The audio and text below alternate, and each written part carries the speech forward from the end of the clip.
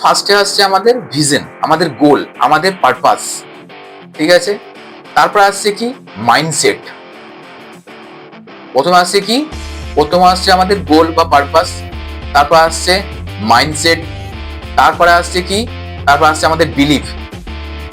দেখুন, বিশ্বাস না থাকলে পরে আপনি যতই কোর্স করেন, যাই করুন না কেন, সেটা আপনার কখনোই হবে না, পূরণ হবে না। তো বিলিভ আপনাদের মন থেকে থাকতে হবে যে আমি পারবো, আমার দ্বারাই সম্ভব হবে। প্রত্যেকটা মানুষই করছে, খুবই সহজ জিনিস। তো অবশ্যই বিলিভ রাখতে হবে।